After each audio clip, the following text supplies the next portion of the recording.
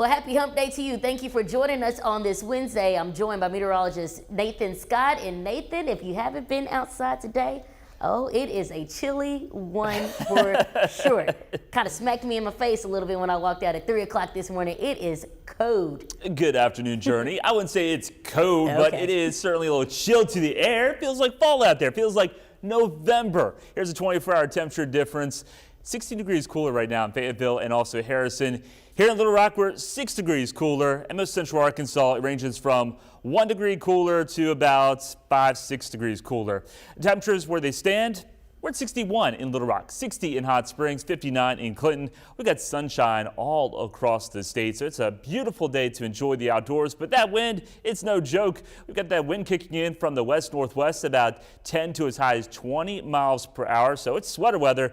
Temperatures today topping out into the low 60s. But look what happens going into tonight. With clear skies in place, temperatures will drop down into the 30s area-wide. And it's going to be even colder than that for tomorrow night. More on those forecast details coming up.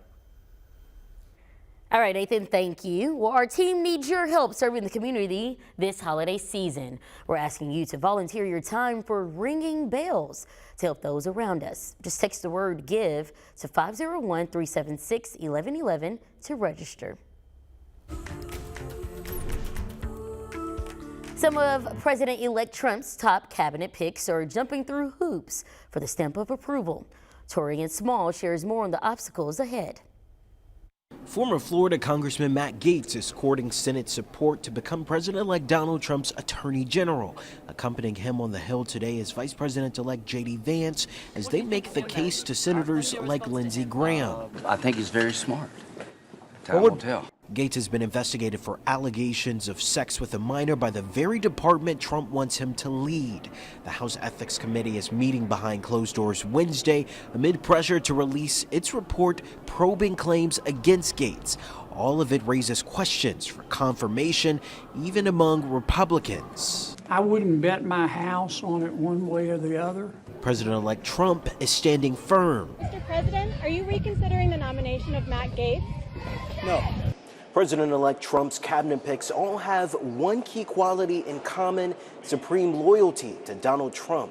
Several of his picks have also weathered claims of harassment or assault. Defense Secretary nominee Pete Hegseth was investigated for sexual assault in 2017. No criminal charges were filed, and he denies those allegations. HHS nominee Robert F. Kennedy Jr. apologized to a former nanny who accused him of unwanted sexual advances in the 90s. And Trump himself was found civilly liable for sexually abusing a woman in the 1990s, which he denies.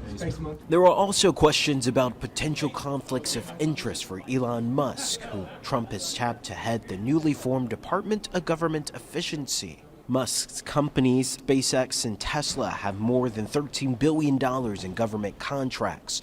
Torian Small, CBS News, Capitol Hill. Well, leaders at the state capitol will soon begin their next legislative session, and just yesterday, Democratic lawmakers gathered there to share their tentative plan. On Tuesday, House Democrats laid out their list of priorities ahead of the session.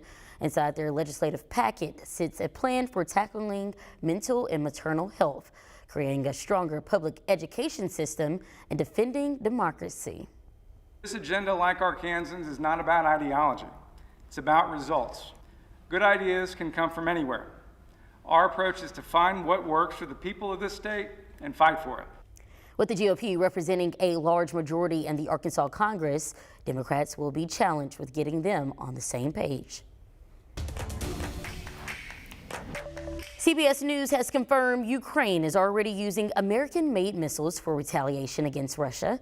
Holly Williams is in Kyiv with more rising tensions. Ukraine fired 8 American-made ATACMS into Russia, say US officials. This video appears to show a launch, though we can't verify it. The target was a military facility in the Bryansk region of southern Russia, according to the Russian Defense Ministry.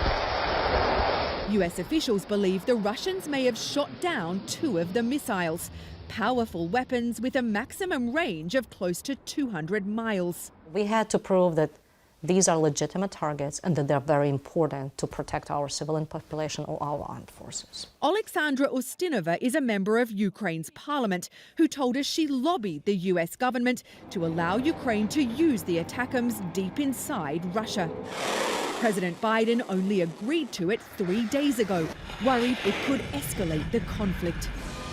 The Kremlin, though, seems to be stoking fears of an escalation.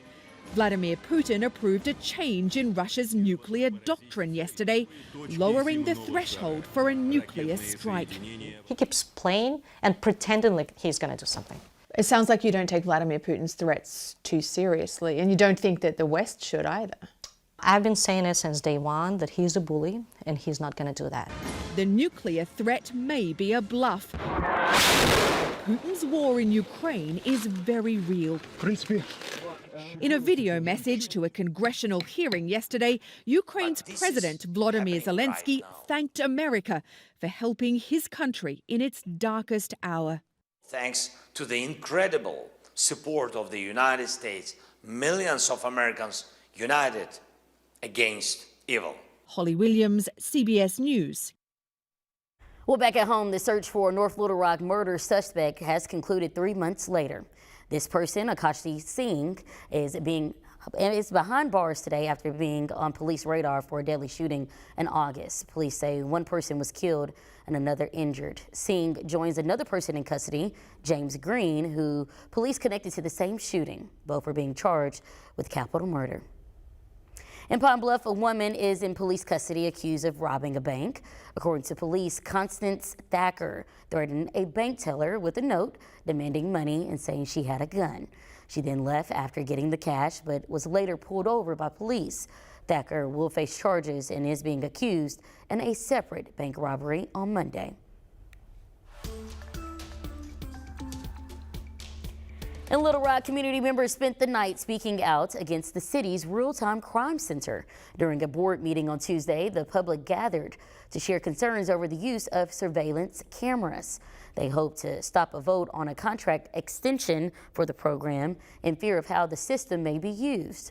However, despite hearing from several people, the board decided to pass their agenda, allowing the $864,000 extension to stand.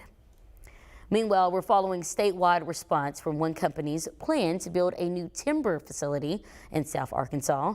Weyerhaeuser will spend $500 million expanding operations near Monticello and Warren. According to Arkansas leaders, it opens the possibility for economic success. There's a palpable amount of enthusiasm in the community and really across the southeastern Arkansas region with the announcement of this facility. The project aims to produce healthier timberland and bring nearly 500 jobs to the area. Construction should start sometime next year. If you're celebrating the holidays, you might be able to do so on a budget. We're inside the stores for a look at Thanksgiving costs ahead. And speaking of Thanksgiving, the rain chances will be going up next week. Are we expecting the chance of rain for the big travel day on Wednesday and also Thanksgiving? I'll have an early outlook coming up next.